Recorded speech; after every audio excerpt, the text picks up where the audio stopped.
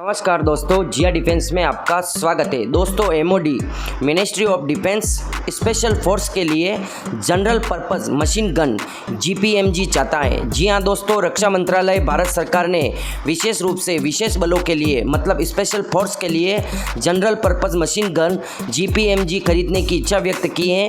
इस परियोजना को शुरू करने में सक्षम संभावित विक्रेताओं की पहचान करने के लिए मूल उपकरण निर्माता ओईएम और विक्रेताओं से अनुरोध किया जाता है कि वे उन उत्पादों के बारे में जानकारी प्रदान करें जो वो पेश कर सकते हैं। भारतीय सेना का लक्ष्य अपने विशेष बलों को एक मल्टीपर्पज़ जीपीएमजी से लैस करना है जो निरंतर आग प्रदान कर सके और एक आदर्श दस्ते के स्वचालित हथियार के रूप में काम कर सके, मतलब ऑटोमेटिक रूप से हथियार काम कर सके। भारतीय सेना ने जनरल पर्पस मशीन गन मतलब सामान्य प्रयोजन मशीन गन जीपीएमजी में निम्नलिखित व्यापक विशेषताओं की तलाश की है।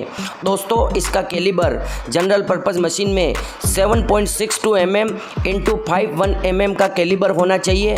अधिकतम प्रभावी range general purpose machine gun की रेंज पर्याप्त सटीकता और मारक क्षमता के साथ 1000 मीटर से कम नहीं होनी चाहिए, मतलब दोस्तों 1 किलोमीटर से कम नहीं होनी चाहिए। और विस्फोटक प्रति मिनट 120 राउंड से कम नहीं होना चाहिए, मतलब ये प्रति मिनट 120 राउंड फायर करनी चाहिए या उससे भी ज़्यादा। ये प्रति मिनट 800 राउंड से कम नहीं होनी चाहिए, मतलब ये प्रति मिनट चक्रीय 800 राउंड से कम नहीं होना चाहिए। दोस्तों, जो पहले था वो विस्फोटक था, विस्फोटक प्रति मिनट 120 राउंड से कम नहीं होना चाहिए। अतिरिक्त barrel general purpose machine gun को एक अतिरिक्त बैरल प्रदान किया जाना चाहिए जिसे क्षेत्र की परिस्थितियों में जल्दी से बदला जा सके, मतलब साथ में एक इसके और बैरल चाहिए। अगर वो ख़राब हो जाता है किसी भी स्थिति में तो तुरंत प्रभाव से बदला जा सके। दोस्तों, बैरल की लाइफ 20,000 राउंड से कम नहीं होनी चाहिए। फ्लैश स्तर जनरल पर्पस मशीन गन को फ्लैश हाइडर से सुसज्जित किया जाना चाहिए। वजन जनरल पर्पस मशीन गन का बायोपोड के साथ 10 किलोग्राम से अधिक नहीं होना चाहिए। कुल लंबाई जीपीएमजी की लंबाई विस्तारित बट के साथ 1.2 मीटर से अधिक नहीं होनी चाहिए। Feed general purpose machine drum pad या बेल्टेड गोला बारूद उपयोग करने में सक्षम होना चाहिए। दोस्तों, ये ड्रम पैड या मतलब जो बेल्टेड गोली आती है बेल्ट में लगी हुई, उसके उपयोग करने में सक्षम होनी चाहिए। बट इसमें जो बट उपयोग होता है जनरल पर्पस मशीन गन में वो रिट्रैक्टेबल या फोल्डिंग बट होना चाहिए। माउंट जीपीएमजी को निम्नलिखित माउंट के साथ आना चाहिए। बायोपॉड मतलब एक्सटेंडेबल और हाथ से फोल्ड करने योग्य तिपाई निरंतर फायरिंग भूमिका के लिए। और वाहन माउंट मतलब वाहनों पर चढ़ते सक्षम कैरिंग हैंडल और स्लिप हिप फायरिंग मोड और आसान कैरिज की सुविधा के लिए जीपीएमजी को कैरिंग हैंडल और स्लिंग प्रदान करना चाहिए, मतलब दोस्तों इसको हाथ से भी फायरिंग किया जा सके, इस प्रकार से इसका माउंट होना चाहिए। और इसको किसी भी वाहन पर लगाया जा सके उस तरह से भी ये फायरिंग मोड होना चाहिए कि उस पर आराम से ये लगाया जा सके। और इसको ज़मीन पर रखा जाए, इस प्रकार का भी कैरिंग हैंडल और स्लिंग प्रदान किया जाना चाहिए। दोस्तों, furniture general purpose machine gun में गैर चमकदार सतह की विशेषता वाले एरोग्रोनोमिक फिनिश और उपस्थिति के साथ काले या जैतून के हरे रंग का उच्च प्रभाव वाला प्लास्टिक या समग्र सामग्री वाला फर्नीचर होना चाहिए, मतलब हाई स्पेसिफिक रेंज वाला प्लास्टिक होना चाहिए, मतलब हल्का प्लास्टिक उपयोग में या जो हत्था होता है उसमें फर्नीचर लोकल यूज़ नहीं होना चाहिए। दोस्तों, गोला बारूद का मतलब होता है उसमें जो गोली या उसमें जो उपयोग की जाती है। जनरल पर्पस मशीन गन में गेंद, ट्रेसर, स्टील कोर, खाली, कवच भेदी और आग लगाने वाले सहित विभिन्न प्रकार के गोला बारूद मतलब गोलियों को फायर करने में सक्षम होनी चाहिए। पिकाटिनी रेल मतलब जनरल पर्पस मशीन गन को अलग अलग साइटिंग सिस्टम को माउंट करने के लिए उपयुक्त स्थिति में एक मानक पिकेटिनी रेल सैन्य मानक 1913 से लैस किया जाना चाहिए। सप्रेसर मतलब जीपीएमजी को फ्लैश और नॉइज़ सिग्नेचर को कम करने के लिए सप्रेसर प्रदान किया जाना चाहिए, मतलब दोस्तों इसकी आवाज़ को कम करने के लिए सप्रेसर होना चाहिए। ब्लैक फायरिंग अटैचमेंट ट्रेनिंग उद्देश्यों के लिए एक ब्लैक फायरिंग अटैचमेंट प्रदान किया जाना चाहिए।